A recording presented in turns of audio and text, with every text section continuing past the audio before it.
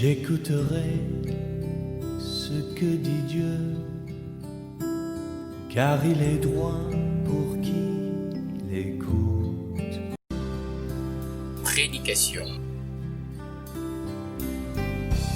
Il m'a fait du bien, qu'il en soit ainsi, au nom de Jésus, notre Seigneur et Sauveur. Amen. Amen. Shalom bien-aimés. Nous sommes le 31 mai 2020 et nous célébrons la Pentecôte de l'année 2020, en plein confinement.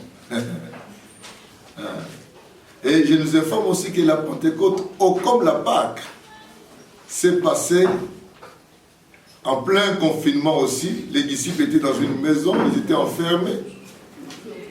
Ils étaient enfermés et le Saint-Esprit est descendu. Amen. Amen. Nous sommes dans l'Assemblée des Saints bien-aimés. Aujourd'hui, nous allons voir le rôle et la direction du Saint-Esprit dans nos vies. Nous allons plus parler de la direction du Saint-Esprit, mais avant cela, nous allons beaucoup marteler sur ce que le Saint-Esprit est venu faire dans la vie des croyants. Parce que quand nous ne le connaissons pas, nous ne savons pas cela, nous allons confondre des choses, nous allons confondre des actes, des directions qui ne sont pas du Saint-Esprit, et nous allons penser glorifier le Seigneur alors que nous sommes vraiment loin de la plaque. Et après cela, nous allons partager la Sainte Seine. Nous sommes dans l'Assemblée des Saints. Nous allons partager la Sainte Seine selon la recommandation du Seigneur qui a dit: toutes les fois que vous assemblerez, vous ferez cela en mémoire de moi. Nous prenons Acte 16. Commençons par Acte 16, à partir du verset 6e. Nous prenons de 6 à 10. Acte 16, 6 à 10. Ayant été empêchés, j'insiste, ayant été empêchés par le Saint-Esprit d'annoncer la parole dans l'Asie, ils traversèrent la Phrygie et le pays de Galatie. Arrivés près de la Mysie, ils se disposaient à entrer en Bithynie. Mais l'Esprit de Jésus ne leur permit pas. Ils franchirent alors la Mysie et descendirent à Troas. Pendant la nuit, Paul eut une vision. Un Macédonien lui apparut et lui fit cette prière: passe en Macédoine, secours-nous. Après cette vision de Paul, nous cherchâmes aussitôt à nous rendre en Macédoine, concluant que le Seigneur nous appelait à y annoncer la bonne nouvelle. Amen. Amen. Nous avons là trois fois où le Saint-Esprit intervient dans la direction des apôtres. Et les 3 fois, nous voyons qu'il y avait la volonté des apôtres, la décision des apôtres. Après analyse, après délibération, les apôtres décident: allons à tel endroit, allons faire ceci. Mais quand eux décident, ils ne prennent pas leur décision pour la volonté de Dieu. Leur décision est soumise à la volonté de Dieu. Leur décision est soumise à la direction du Saint-Esprit. C'est ainsi que nous allons lire au verset 6e. Ayant été empêchés par le Saint-Esprit d'annoncer la parole dans l'Asie. Ils avaient décidé d'annoncer la parole dans l'Asie, mais ils en furent empêchés. Ils en furent interdits. Amen. Amen. Bien aimé, ceci est très important. Non seulement en Asie, ils traversent, ils sont empêchés par le Saint-Esprit d'annoncer la parole. En Asie, ils traversent la Phrygie et le pays de Galatie. Arrivés près de la Mysie, ils se disposèrent à entrer en Bithynie. La disposition des apôtres. Bien-aimés, C'était peut-être une bonne volonté. Disposée. Ils se disposent, ils parlent, ils échangent. Ils analysent, ils décident. Et ils se disposent. Ils sont prêts à entrer en Bithynie. Mais là encore une fois, on dit l'Esprit de Jésus ne leur permit pas. Entre votre disposition et la volonté de l'Esprit bien-aimé, il y a une marge. Il y a une marge. Et nous devons avoir un cœur, non seulement disposé, mais obéissant au Saint-Esprit. Amen, amen, amen. Nous avons pas mal de décisions à faire. Nous avons pas mal des orientations. Nous avons pas mal nous sommes intelligents. Nous avons beaucoup étudié. Nous avons une volonté propre. Oh, je vous informe qu'Adam avait aussi une volonté propre. Devant la volonté de Dieu et sa volonté propre. Mais la volonté propre d'Adam nous a amené tout ce que nous vivons aujourd'hui. La volonté de Dieu doit être souveraine dans notre esprit. La direction du Saint-Esprit doit être la plus écoutée dans notre vie. Et vous allez voir qu'entre la direction du Saint-Esprit et votre volonté, il y a une marche. Vous penserez que ce que vous voulez faire, c'est bien. Oui, même dans la mission. Même dans la mission. Nous voyons ici que nous sommes en pleine mission. En pleine mission, nous devons faire ceci. Nous devons, je bénis le Seigneur pour nos jeunes gens. Quand ils veulent faire quelque chose, ils se mettent toujours au pasteur. Pasteur, nous avons à cœur de faire ça, ça. Comment vous trouvez? Et je leur dis, écoutez, donnons-nous le temps. Nous allons voir l'orientation du Saint-Esprit. Bien-aimés, ne nous précipitons pas à faire des choses, soi-disant pour le Seigneur, sans avoir l'approbation du Saint-Esprit. Amen, amen. Il y en a qui ont fait des choses. Le Saint-Esprit m'a dit, le Seigneur m'a dit. Le Seigneur te dit, il te dit de te séparer. Il te dit de devenir ennemi de ton frère. Il te dit de devenir, d'aller loin de l'assemblée. Il te dit, quel est ce Seigneur qui va t'éloigner de sa présence? Le Seigneur m'a dit. Le Seigneur m'a dit. Le champ que nous allons, où nous allons, c'est un champ où Dieu nous a dévancés. C'est un champ où Dieu doit nous diriger. Ils franchirent alors la Mysie. Ils obéirent au Saint-Esprit. Ils ne firent pas ce qu'ils voulaient faire à Bithynie. Ils franchirent la Mysie et descendirent à Troas. Point. Et ils dorment. Tout affaire cessante, nous allons dormir. Et en pleine nuit, pour savoir que le Seigneur était avec eux, Paul eut une vision. Et dans la vision, il voit un Macédonien. Qui lui a dit que cet homme est Macédonien?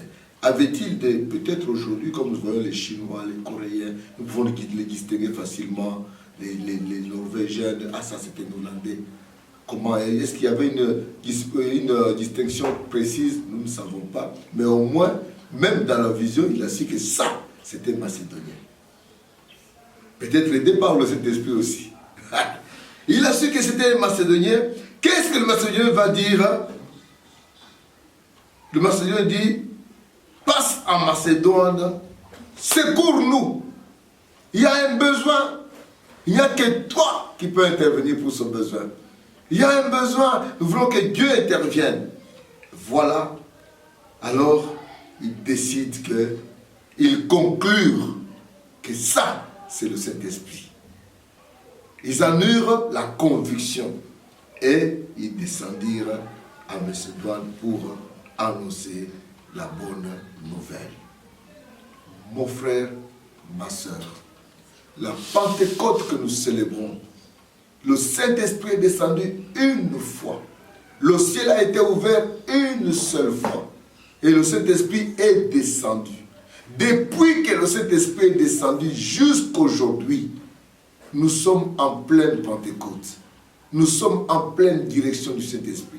Nous ne pouvons rien faire sans demander la direction de Dieu. Même dans les moindres détails de nos maisons, même dans les moindres détails de nos orientations à la maison, au travail, aux études. Je suis en train de sortir, je vais entrer dans un véhicule. Nous avons vu un jour le frère Laurent a témoigné à l'église. il est à Kimpese, il veut prendre un véhicule pour Kinshasa. Le Saint-Esprit lui dit, n'entre pas dans ce taxi. Ne va pas dans ce taxi-là. Il dit, j'ai senti comme quelqu'un qui me disait, non, n'entre pas. Non. L'autre fois, nous avons parlé de la voix intérieure. Tu entendras une voix derrière toi qui dira, voici le chemin, marche-y. C'est Isaïe qui avait dit ça. Le Saint-Esprit ne viendra pas crier très haut. This is the word of Jesus. This is the way I show you. Non. Je vous montre le chemin. Non. Vous savez, même toujours dans ces actes, il y a une femme qui criait très fort. Ces hommes sont des serviteurs du Dieu puissant. Ces hommes, ils sont des serviteurs du Dieu puissant. Ils vous annoncent la voie du salut. Il n'y avait pas de péché en cela, mais la source de cette voix, c'était satanique. C'était satanique. Nous devons chercher le discernement de l'esprit qui nous parle. Le discernement de la voix qui nous parle. Est-ce le Saint-Esprit? Est-ce Dieu? Et quand c'est Dieu, vous allez sentir que ça c'est Dieu. Quand c'est le Saint-Esprit bien-aimé, vous allez le sentir. Si c'est le malin aussi, vous allez le voir. La direction pour faire la mission, pour agir, doit nous être donnée par le Saint-Esprit. Par le Saint-Esprit. Peut-être que les circonstances extérieures vont nous motiver à faire des choses, mais la direction doit venir du Saint-Esprit. Quelqu'un me dira, mais ce Saint-Esprit-là, nous, on ne l'a jamais reçu. Il n'y a pas besoin que vous soyez remplis du Saint-Esprit pour rechercher la direction du Saint-Esprit. Amen. Amen. Nous lisons dans Éphésiens 1. Vous savez que le livre d'Éphésiens, c'est un livre qui nous montre le rôle du Saint-Esprit dans l'Église, dans le corps du Christ. Éphésiens 1, à partir du verset 11.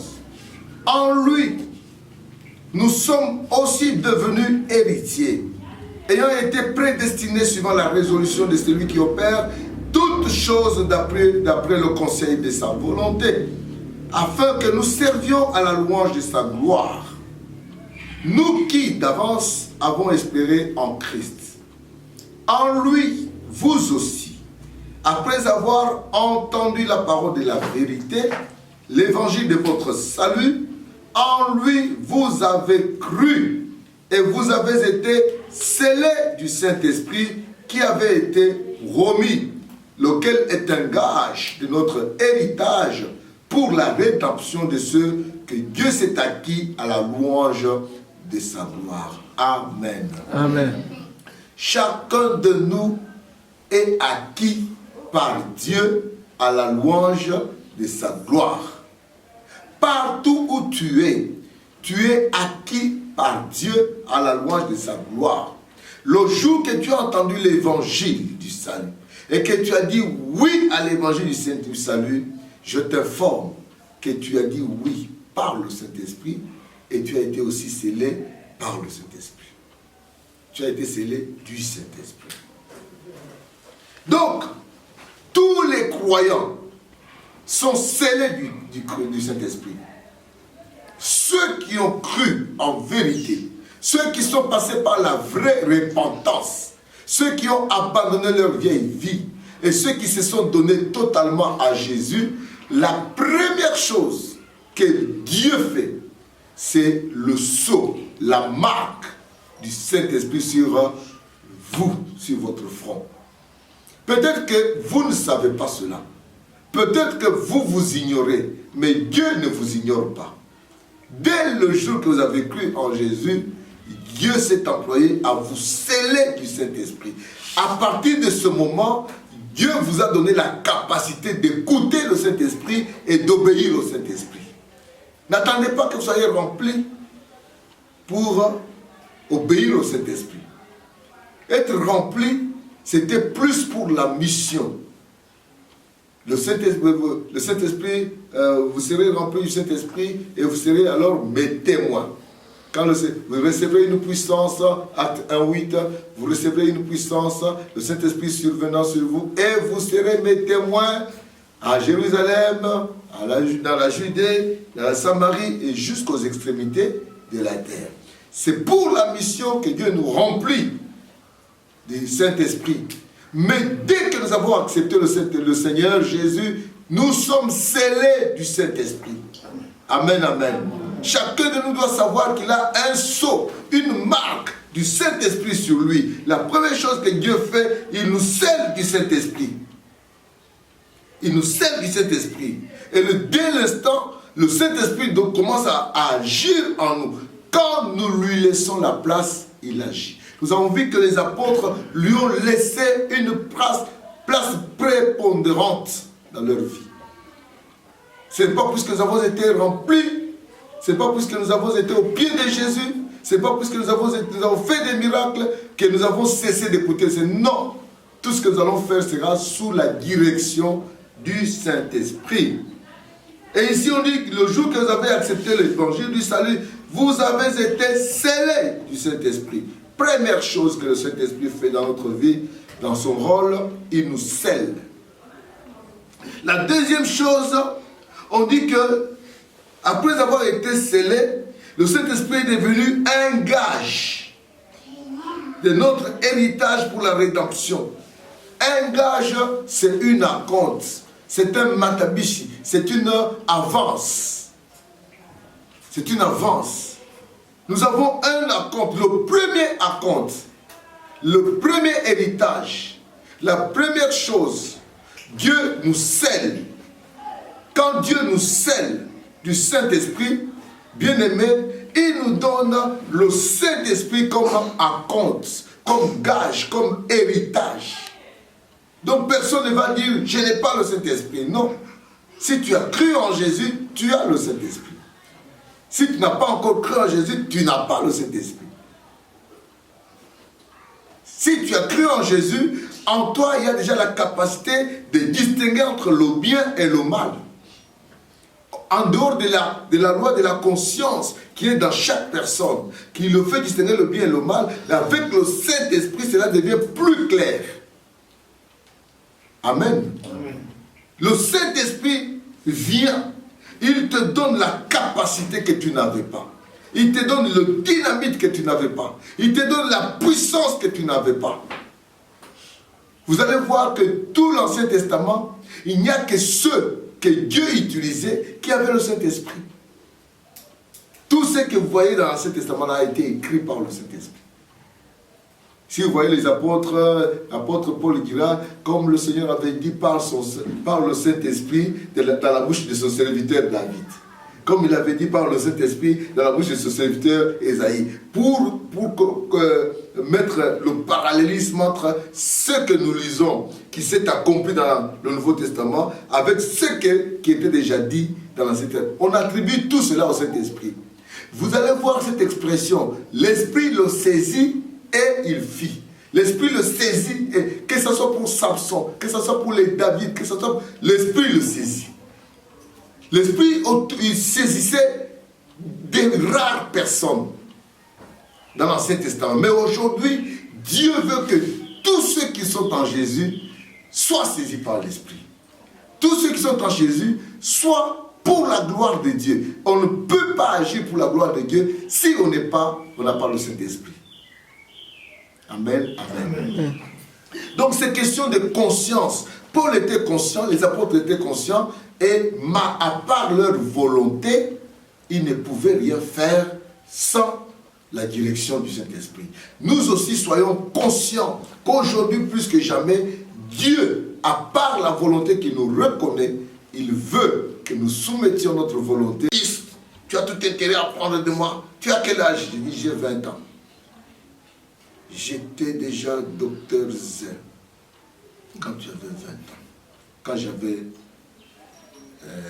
à ton âge, non, à ton âge, j'étais déjà en Espagne en train de faire des études. Et il y a plus de 20 ans que je suis docteur Z. Tu as tout intérêt à recevoir de mon fils. Ah! Bon, merci beaucoup. J'ai tout interagi avec toi. Malgré ça, bien aimé, c'est l'orgueil humain. La sagesse, c'est autre chose. Vous allez voir ce même professeur commencer à sortir avec les étudiants. Ce même professeur commencer à vendre les points. Ce même professeur commencer à monnayer ses TP. Tu n'es pas sage. Hein? Tu as accumulé des connaissances, mais la sagesse, c'est autre chose. Mais le Saint-Esprit nous donne la sagesse et nous donne la révélation. Tu as besoin de révélation, demande au Saint-Esprit. Tu as besoin de révélation, le Saint-Esprit est là, il va te donner. Le verset 8e, il nous dit, le Saint-Esprit aide les croyants quand ils s'approchent de Dieu. 18, qu'il illumine les yeux de vos cœurs, votre cœur, pour que vous sachiez quelle est l'espérance qui s'attache à son appel, quelle est la richesse de la gloire de son héritage, qu'il réserve aux saints. Qu'il réserve aux saints. Vous ne pouvez pas vous approcher de Dieu si vous n'êtes pas illuminé par le Saint-Esprit. C'est le Saint-Esprit qui nous illumine et qui nous fait voir l'importance de Dieu dans notre vie. La nécessité de Dieu dans notre vie. Il illumine nos cœurs pour que vous sachiez quelle est l'espérance qui s'attache à son appel. Dieu vous a appelé. Vous attendez à quoi? Quelle espérance? À quelle gloire? Quelle est la richesse de sa gloire qui est attachée à son héritage? Ah, bien-aimé, cette portion d'écriture, en tout cas, me donne beaucoup de joie en tant qu'enfant de Dieu. Par rapport à M. Trump, Bill Gates, s'ils n'ont pas Dieu. La richesse de la gloire de Dieu. Hein? L'appel de Dieu, c'est pour que nous héritions la richesse de la gloire de Dieu. Est-ce que cette richesse est attachée à Khashoggi, à Bill Gates? Non. Seulement à ceux qui ont cru. Mais comment vous allez le savoir? C'est par le Saint-Esprit. C'est le Saint-Esprit qui va nous illuminer les yeux. Le Saint-Esprit vient édifier le corps des croyants et fait de lui le temple de Dieu. Ephésiens 2, 21.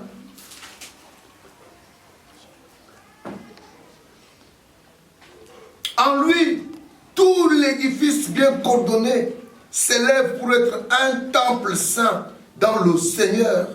En lui, vous êtes aussi édifiés pour être une habitation en esprit. Habitation de Dieu en esprit. Aujourd'hui, on a fermé les églises, mais nous sommes l'habitation de Dieu en esprit. Nous pouvons nous assembler. Quand je vois maman Charlie, je sens en moi la joie. Il y a quelque chose qui nous lie. Le Saint-Esprit en nous, qui fait la cohésion. Tout l'édifice coordonné, comme les briques sont coordonnées les uns sur les autres et font cette habitation. Aujourd'hui, nous sommes dans une maison, nous nous sentons à l'aise puisqu'il y a eu une coordination des briques, il y a eu une coordination de ciment et il y a des choses superposées qui ont fait que ça devienne une habitation. De la même façon, je le suis avec maman Patricia, avec papa Lokusa. Une coordination édifiée, bien aimée. Le Saint-Esprit le fait pour nous. Et nous sommes le temple saint. Hier, il y a papa Dilino qui disait, je ne sais pas, j'ai été, c'est vrai, dans la politique, j'étais aux côtés des gouverneurs, tout ça. Mais quand je sens ce qui me relie avec les papas de la borne meeting, je me sens très à l'aise et je sens une grande joie. Ça, c'est le Saint-Esprit, c'est l'œuvre du Saint-Esprit. Amen, amen. Ça, c'est l'œuvre du Saint-Esprit. Il n'est pas normal que ma soeur, tu te sentes mal à l'aise devant ta soeur. Ce n'est pas normal. Ce n'est pas normal que je me sente mal à l'aise devant papa. Papa Jean-Claude. Ce n'est pas normal. Nous sommes édifiés, bien coordonnés. Et nous sommes un corps, le temple du Saint-Esprit. Amen. Amen. Bien-aimés. Si vous sentez qu'il y a quelque chose qui vous sépare de votre frère, allez vite, fléchissez les genoux, jeûnez, priez, retrouvez la chose, retrouvez la grâce de Dieu en vous, retrouvez l'œuvre du Saint-Esprit dans vos cœurs et retrouvez cette chaleur, cet amour. Il n'est pas normal qu'on dise, pasteur Bona, pasteur Bona. J'ai dit, mais c'est pas possible. Est-ce qu'ils savent ce qu'ils sont? Ou alors, on est serviteur de l'ennemi, puisque l'ennemi ne vient que pour diviser. Ou on est serviteur de Dieu. Si nous sommes serviteurs de Dieu, en lui vous êtes édifiés pour être une habitation de Dieu en esprit. Ça, c'est le rôle du Saint-Esprit. Le Saint-Esprit vient révéler le mystère de Christ en nous. Toujours dans Ephésiens 3, versets 4 et 5. On dit, en les liant, vous pouvez vous représenter l'intelligence que j'ai du mystère de Christ. Il n'a pas été manifesté au Fils de l'homme dans les autres générations, comme il a été révélé maintenant par qui? Par l'Esprit. Aux saints apôtres et prophètes de Christ. Aujourd'hui, autrefois, du temps de David, tous ces gens-là, il ne leur a pas été révélé ces choses. Mais ces choses nous sont révélées aujourd'hui par l'Esprit. L'Esprit Saint aujourd'hui révèle le mystère de Christ. Savoir Christ glorifié, Christ crucifié. Ah, mais c'est quoi ça? Même Satan ne pouvait pas s'imaginer ça. On dit que s'ils avaient su ça, ils n'auraient pas crucifié le Seigneur de gloire. Ça a été caché aux grands, caché aux sages, caché aux pharisiens, caché aux Sanhédrins, caché à tous ces gens qui se prévalaient dans le temple. Il leur a été caché, le mystère de Christ leur a été caché. Mais ce mystère nous est révélé aujourd'hui par le Saint-Esprit. Par le Saint-Esprit, le mystère de Christ nous est révélé. Donc, vous voulez bien connaître Christ, le Saint-Esprit est là. Il va vous révéler Christ. Le Saint-Esprit vient, bien-aimé, fortifier l'homme, fortifier puissamment l'homme intérieur. Vous savez que nous avons l'homme extérieur et l'homme intérieur. Et celui que nous avons besoin de fortifier plus, de nourrir plus, c'est l'homme intérieur. L'homme extérieur peut se détériorer. Tu peux devenir vieux, tu peux avoir 90 ans, 100 ans. Tu deviens faible. Mais si l'homme intérieur a été bien nourri, lui, il croit. Alléluia. Ephésiens 3, 16. Nous lisons ceci. Afin qu'il vous donne selon la écrit, n'appelez pas conjuration tout ce que les autres appellent conjuration. Alléluia. Amen. Oh, pandémie, pandémie, pandémie. Qu'est-ce que Dieu me donne de voir dans cette pandémie? Oh, il y a ceci, il y a telle calamité. Qu'est-ce que Dieu m'enseigne dans cette calamité? Oh, il y a eu telle. Qu'est-ce que Dieu veut m'apprendre? Moi, j'ai les yeux de l'esprit. J'ai les yeux qui percent l'invisible et qui voient et qui touchent la volonté de Dieu. Pourquoi? Je suis fortifié puissamment dans mon être intérieur par l'Esprit, par le Saint-Esprit. Huitièmement, le Saint-Esprit vient augmenter l'unité de la foi en vue de la stature parfaite de Christ en nous. Nous pouvons lire dans Ephésiens 4, versets 13 à 14. Il est dit ceci, jusqu'à ce que nous soyons tous parvenus à l'unité de la foi et de la connaissance du Fils de Dieu, à l'état d'homme fait, à la mesure de la stature parfaite de Christ, afin que nous ne soyons plus des enfants flottants et emportés à tout vent de doctrine, par la tromperie des hommes, par leur ruse et par le moyen de la séduction. Nous sommes en proie à la séduction du monde. Nous sommes en proie à la ruse de Satan dans le monde. Nous sommes en proie à la sollicitation de la chair. Nous sommes en proie à beaucoup de choses qui peuvent chercher à nous séparer. Mais le Saint-Esprit vient nous donner, bien-aimés, que nous avancions dans l'unité de la foi et de la connaissance du Fils de Dieu, à l'état d'homme fait, à la mesure de la stature parfaite de Christ. Et que nous ne soyons plus des enfants flottants. Ah, il est dit, hey, il y a tel, tout le monde court. Ah, il y a tel qui dit, hey, tout le monde court. Ah, venez à Saint-Désir. Et venez à ceci. Et faille ceci. Faille cela. Révélation. Oh, sommes-nous des enfants dans la foi ou nous sommes matures dans la foi? Quelqu'un vient m'inviter. Il dit, ah, viens, vous allez dans la voiture, on a calme. J'ai dit, quelle voiture la Toyota? Ben, je l'ai. Elle est là dehors. Ah, tu n'es plus. Tu n'es pas, ton genre là n'est pas conforme à ce genre de voiture. Toi, tu mérites d'avoir déjà des Jeep Prado. Là, je n'en ai parlé hier, non? Oh! J'ai dit, ah, vous voulez m'attirer à la Jeep ou vous m'attirez à Jésus? Je ne suis pas un enfant. Je ne suis pas flottant. Allez dire à celui qui vous envoie, je sais en qui j'ai cru. Amen. Amen. Je ne cours pas devant les biens de ce monde, mais je cours dans la connaissance de Christ. Je cours pour saisir Christ. Je cours pour saisir Christ. Paul dit, je fais les choses, oubliant ce qui est en arrière, je m'avance vers le but afin de saisir Christ. Quand j'ai saisi Christ, j'ai tout. Si aujourd'hui je n'ai pas une Prado, ça me dérange en quoi?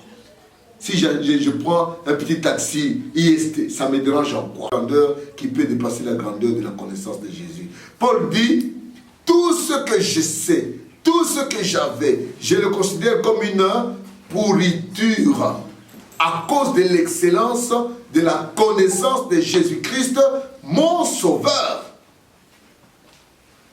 Et ici on dit, afin que nous ne soyons plus des enfants flottants et emportés à tout vent de doctrine, par la tromperie des hommes, par la ruse, dans les moyens de la séduction. Mais que professant la vérité dans la charité, nous croissions à tous égards en celui qui est le chef Christ. Amen, amen. Neuvièmement, le Saint-Esprit bien-aimé est attristé quand nous péchons. Quand nous péchons, le Saint-Esprit est attristé. Toujours dans Ephésiens 4, au verset 30e, nous lisons ceci. N'attristez pas le Saint-Esprit de Dieu par lequel vous avez été scellés le jour de la rédemption. Nous avons vu ici que nous avons été scellés. La première chose que Dieu fait dans la vie du chrétien qui est venu à Jésus, c'est de le sceller du Saint-Esprit. Maintenant que vous êtes scellés du Saint-Esprit, si vous péchez, vous attristez le Saint-Esprit qui est en vous. Si vous péchez, vous attristez le Saint-Esprit. Combien de fois des chrétiens ont attristé le Saint-Esprit? Combien de fois? N'attristez pas le Saint-Esprit par lequel vous avez été scellés pour le jour de la rédemption. Dans votre vie, il y a le meilleur que Dieu a donné. Par Jésus-Christ, bien-aimé, quand vous acceptez Jésus, le meilleur que Dieu vous donne, c'est son Saint-Esprit. Amen, amen. Dixièmement, le Saint-Esprit doit être désiré continuellement de nous remplir. Une fois scellés du Saint-Esprit, alors que nous avançons, nous devons le désirer continuellement, continuellement. Chaque jour de notre vie, même les apôtres, ils étaient déjà remplis du Saint-Esprit, et après il y a eu des tumultes, et les apôtres se sont réunis, et ils ont demandé à Dieu de les remplir à nouveau. Seigneur, donne à tes serviteurs d'annoncer ta parole avec conviction. Et le lieu où ils étaient trembla à nouveau, comme au premier jour. Et ils furent à nouveau remplis. Bien-aimés, souhaitons, gémissons, cherchons à être toujours remplis du Saint-Esprit. Ne nous réjouissons pas du Saint-Esprit qui est comme à la cheville. Non. Réjouissons-nous quand nous sommes vraiment en train de nager. Nous sommes imbibés du Saint-Esprit. Nous sommes débordés. C'est notre calice déborde. Le psalmiste disait, il met devant moi une table, il dresse une table devant mes ennemis. et ma calice déborde. Le vin, quand on parle du vin, la calice qui déborde de vin, c'est le Saint-Esprit. Même devant les ennemis, le Saint-Esprit déborde en moi. Et j'ai la force de résister, j'ai la force, la capacité d'affronter l'ennemi. Dans Ephésiens 5, 18, nous lisons ceci. Ne vous enivrez pas de vin, c'est de la débauche. Soyez au contraire remplis de l'esprit. Soyez au contraire remplis de l'esprit. L'image ici, c'est quoi? Comme les buveurs courent auprès de vin, comme les buveurs recherchent la sensation de vin, nous, les enfants de Dieu, courons vers le Saint-Esprit. Nous, les enfants de Dieu, recherchons les bienfaits du Saint-Esprit dans nos vies. Courons vers... Moi, j'ai vu des fumeurs et des buveurs tôt le matin. Il y en avait qui passaient par chez nous, là, à Lausanne, comme nous étions en face d'un terrain, le terrain de la baie du Salut. Quand nous le voyons seulement venir, nous commençons seulement à rire. Et puis à partir de là, ils pouvaient seulement lever la tête et voir si le vendeur des chambres était là. Et quand il arrive à un endroit où il peut bien voir, il soulève la tête. Il est avide. Il court. Et nous aussi, bien-aimés, nous avons intérêt à courir auprès du Saint-Esprit, à vouloir être remplis du Saint-Esprit. Tout le matin, Seigneur, remplis-moi, Seigneur, dirige-moi, Seigneur, oriente-moi, Seigneur, je soumets ma volonté à ta volonté, Seigneur, je m'abandonne à ta merci. Oh Dieu, s'il te plaît, que ma volonté, ma demande ou ma résolution ne passe pas en premier. Je veux savoir que c'est toi qui me diriges. Et enfin, le Saint-Esprit nous aide lorsque nous nous engageons dans une lutte spirituelle. Et lorsque nous prions, le Saint-Esprit nous aide. Parfois par des paroles, des soupirs inexprimables.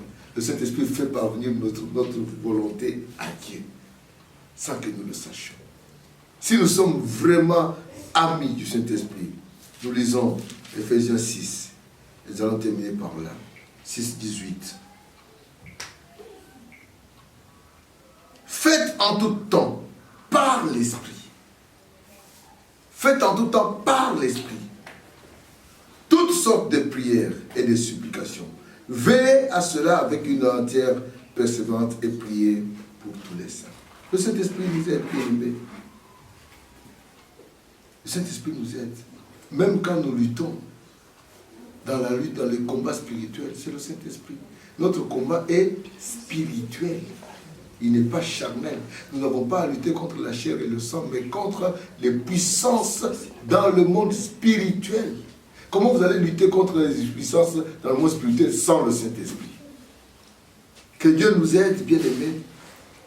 Que Dieu nous aide à soumettre notre volonté à la volonté du Saint-Esprit, comme les apôtres ont été empêchés à plus de 2 fois d'aller là où ils avaient la résolution d'aller, et ils ont obéi à la direction que leur a donnée le Saint-Esprit. Aussi nous, bien-aimés, aujourd'hui, alors que nous avons été scellés du Saint-Esprit, nous avons tout intérêt à nous abandonner entre la main du Saint-Esprit et nous laisser diriger. Je voudrais dire à quelqu'un que le Saint-Esprit ne descendra plus du ciel. Le Saint-Esprit est avec nous. Amen. Amen. Les chants comme Kita, c'était pour hasard. Il est là. Il est là. Et ce genre de chants nous font perdre la conscience de la présence du Saint-Esprit. La présence du Saint-Esprit, l'omniprésence du Saint-Esprit. Le Saint-Esprit est Dieu, il est omniprésent. Il est partout. Nous sommes avec lui partout. C'est à nous de le laisser agir. Quand nous ne le laissons pas agir, il nous laisse aussi à notre libre choix et nous agissons. Mais quand nous le laissons agir, bien aimé, il prend le devant et il contrôle tout. De la même manière, quand nous laissons Jésus agir, Jésus prend la commande. Amen, amen. Laissons le Saint-Esprit agir. Soyons conscients de sa présence. Soyons conscients de sa direction. Soyons conscients aussi de son rôle dans l'église du Seigneur aujourd'hui. Baissons la tête dans la prière. J'écouterai ce que dit Dieu, car il est droit pour qui l'écoute. Sa paix divine est sur tous ceux qui vont à lui quand vient